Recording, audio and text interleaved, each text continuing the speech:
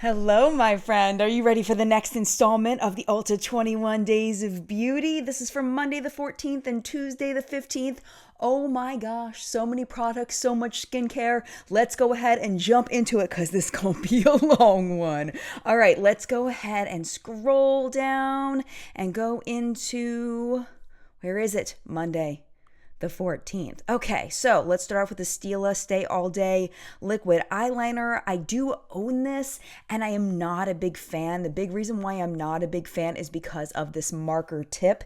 It just doesn't bend to the eye very well. That being said, it does have a very fine point. So that's a good thing. It makes it a lot easier to draw, but because it doesn't bend to the eye very well, at least in my opinion, I don't really enjoy it that much. It is very, very black though. So it's fine. It's just not my favorite. It does come in quite a few shades, which is different than a lot of liquid eyeliners. A lot of them only come in black. So that's kind of cool. The only thing to worry about here, it's not really a worry, but some people are sensitive to parabens, and this does have parabens in it.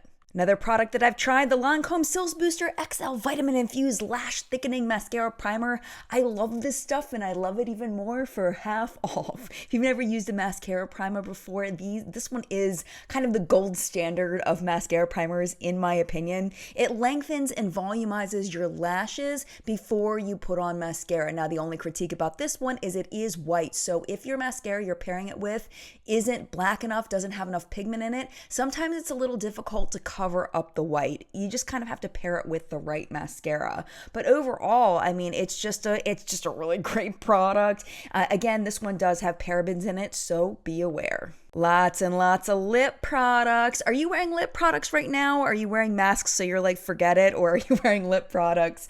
I'm personally wearing some lip products around the house, but when I go out, I'm not really wearing a lot of lip products unless I'm going to be kind of on my own away from people. But these might be nice to get for maybe when we're not wearing masks anymore. My favorite ones here, definitely the Frog Prince lipstick. I may re-up on this. I bought this many years ago and I absolutely loved it.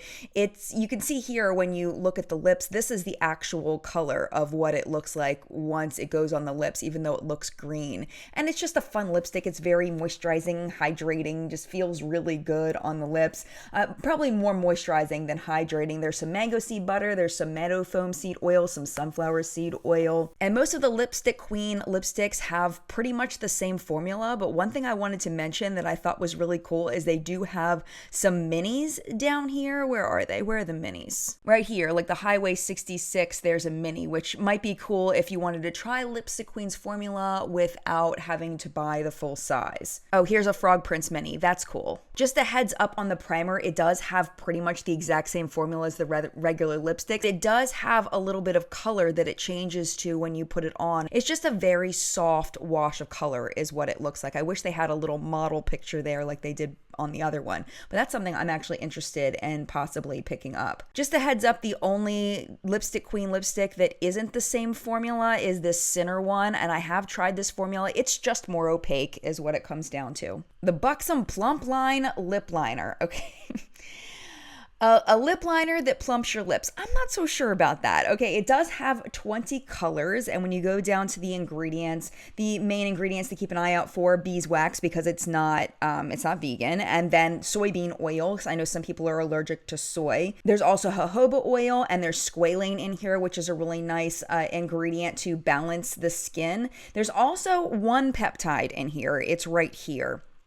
And this is the skin plumping thing that's in there. It's a collagen fragment, so theoretically it could sink down into the skin and trick the skin into thinking that collagen's broken down and that it's time to create more. Now this ingredient is always below the 1% line, so that isn't a clue as to whether or not it's gonna work in this lip liner, and I'm not a cosmetic chemist, so I don't really know. But if it did actually do that, that would be something that would probably have to take effect over time, and this is just a lip liner, and I'm imagining that people wouldn't be using this every single day as skincare. I would really appreciate this ingredient more in like a lip balm that you might put on before bed every night. Then maybe you might see some effects, but I don't know. I mean, it just looks like kind of a pretty traditional lip liner formula, except for that. I mean, it's not bad. It's just, I don't know if I would buy it for the plumping effects of it, potential plumping effects. All right, y'all know how I feel about OFRA liquid lipsticks. I did do a collab with OFRA with some liquid lipsticks. Unfortunately, those are not available available during the sale. They're not available at Ulta. They're only available on OFRA's website.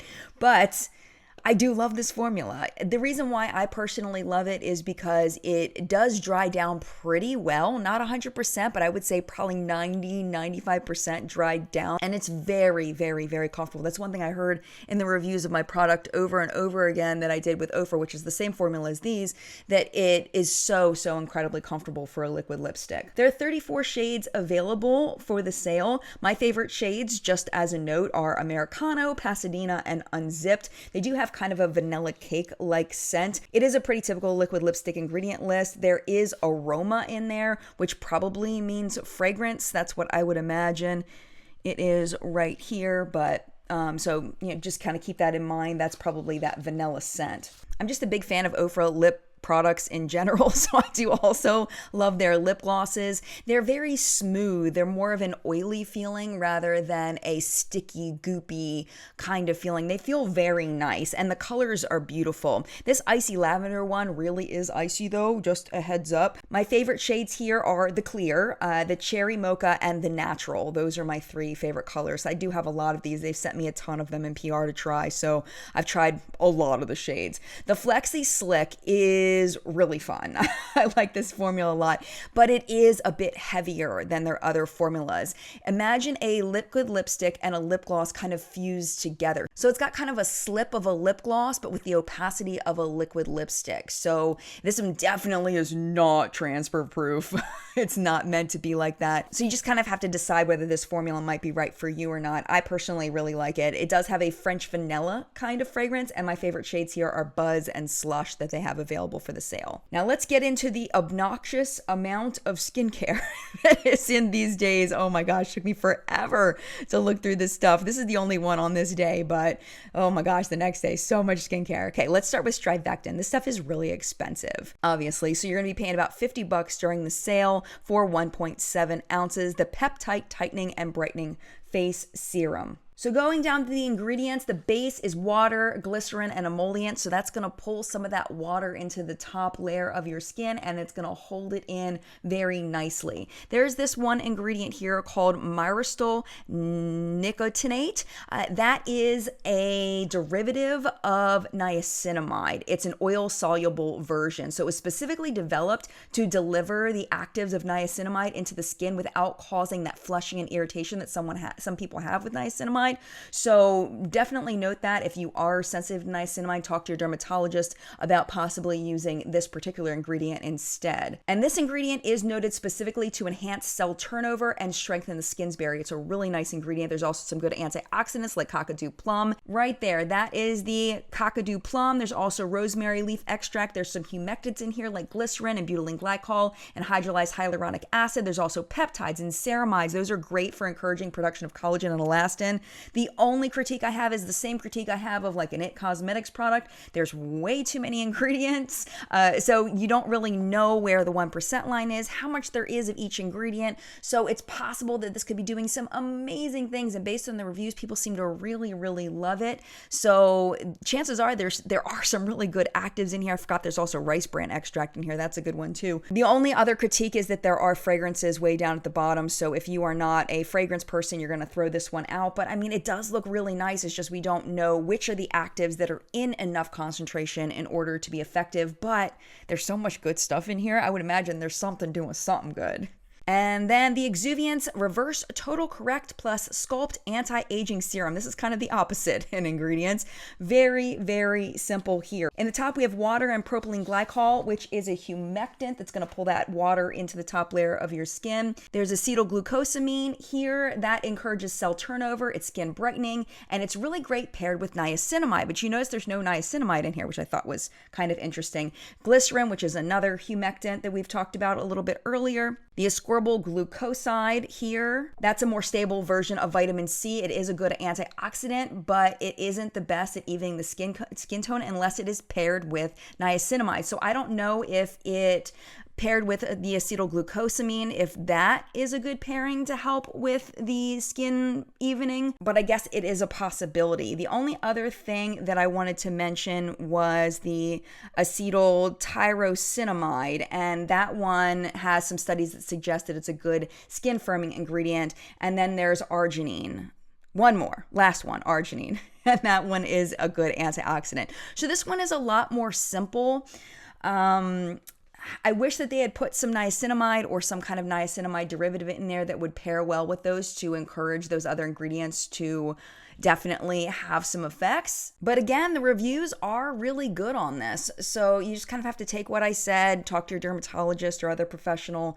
That is not me. I am not a professional in this area, and see if this might be right for you. I feel like it's a lot to bank on a maybe. That's just me. Moving on to Tuesday. Our only cosmetic product is the Benefit Boing Cakeless Concealer. I have never tried this. Definitely let me know in the comments down below if you have tried it, and especially let me know what you think about the shade range of this. It looks pretty good as far as the gradient here based on the website, but the website isn't always necessarily representative of what actually is happening in store.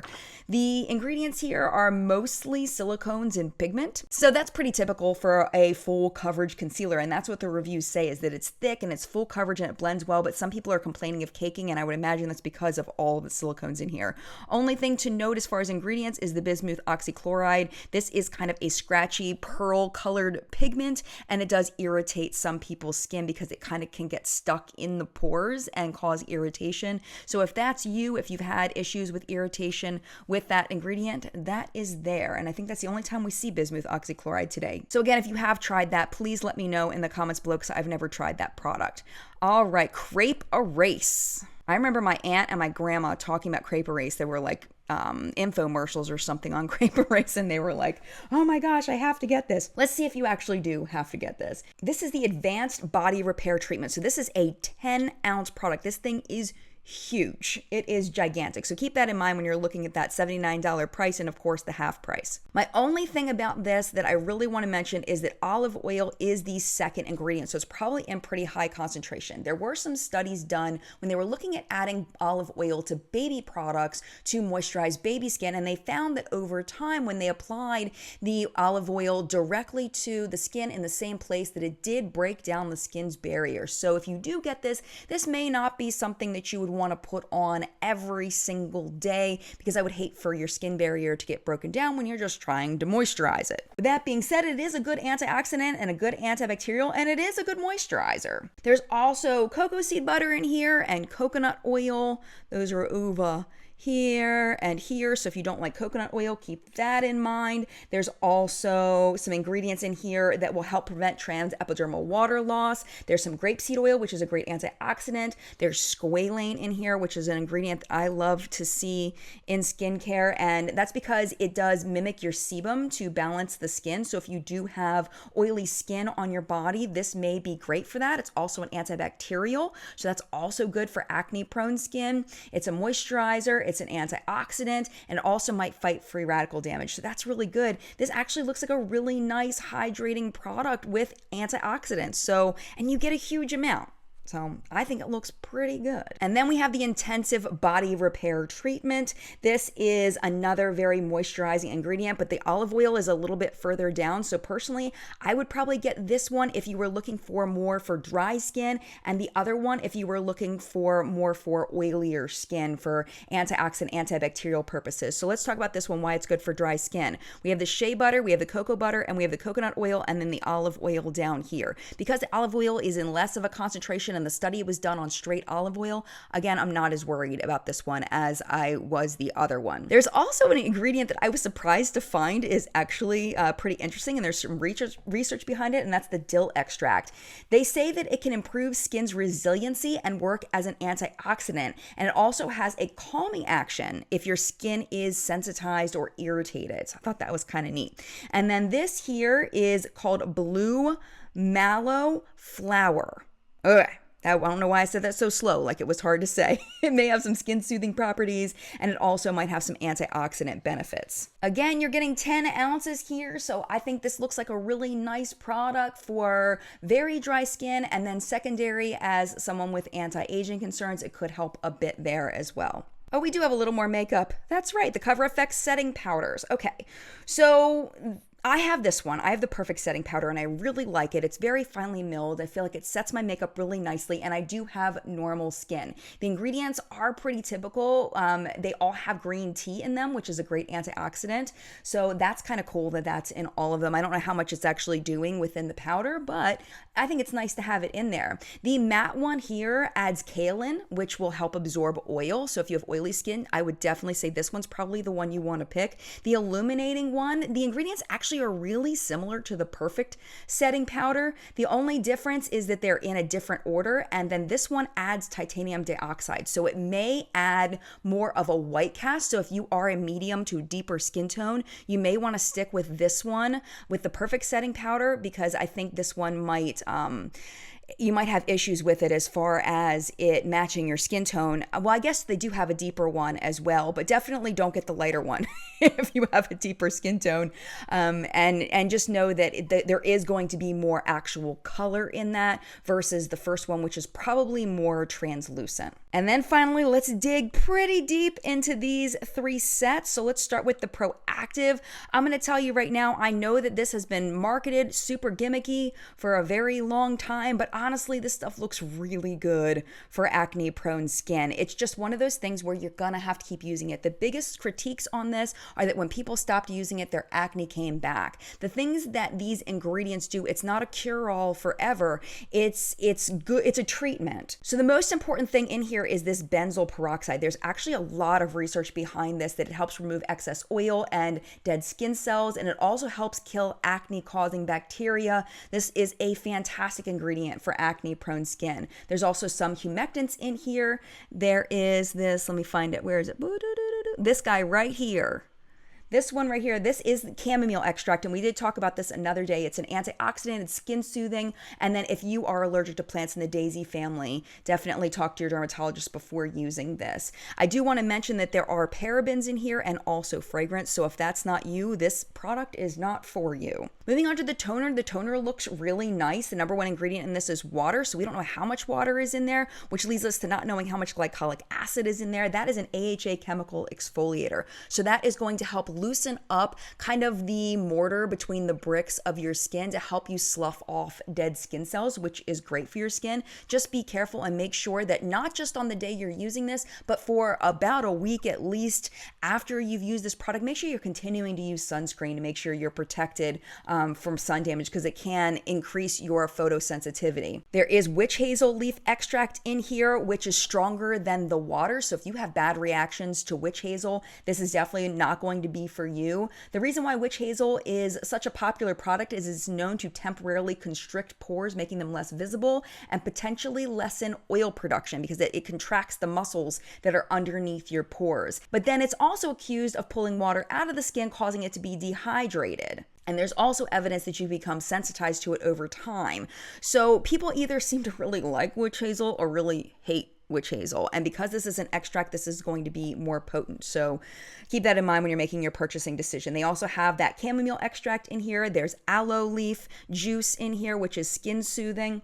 There's rose hip fruit extract, which is wonderful. I love to see that in skincare. It's vitamin C. It also has vitamin A, which is retinol. It also contains omega-6 fatty acids. It's a great anti-aging ingredient. It also might help with dark spots associated with acne scarring. Also in here, you've got some good humectants to pull water into the skin and moisturizing ingredients as well. But again, we do have parabens and fragrance. So yeah, that's a thing.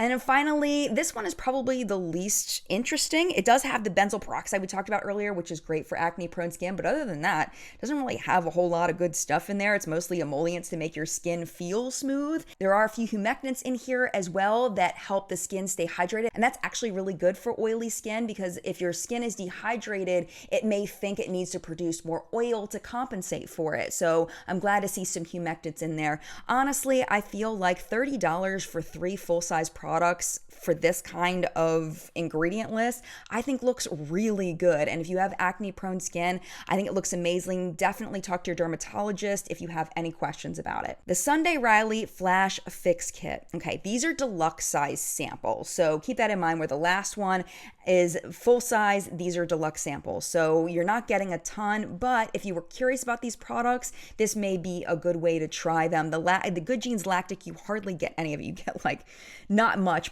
and I wish I could tell you that this looked like gimmicky junk, but it actually looks really good. The prickly pear extract, there's actually a good bit of research behind that. It is a source of antioxidant compounds known as polyphenols, and as a result, it might reduce signs of irritated skin, and it also may be skin replenishing and hydrating. Then we have that blue agave extract. It does help encourage your natural production of hyaluronic acid to keep your skin hydrated, another great thing. And then we've got tons of antioxidants like the cactus extract and the yeast extract. We have skin soothing ingredients like the aloe vera extract. We have lactic acid, which is a mild AHA chemical exfoliator. And then we have that squalane that mimics the sebum to balance your skin. We talked about that a little bit earlier. It just looks nice. I just wish it wasn't so stinking expensive. Oh my gosh. Ceramic Slip is their cleanser. There are a bunch of really nice mild cleansers in here. Some propanediol, which is going to help keep some of the moisture in your skin. It just looks like a really nice cleanser. So again, I feel like this looks really nice. I hate to say it. I wish I could say that I think this stuff looks terrible, but it does look nice, and it's expensive, and it's got good reviews for a reason, because apparently it's really, really good.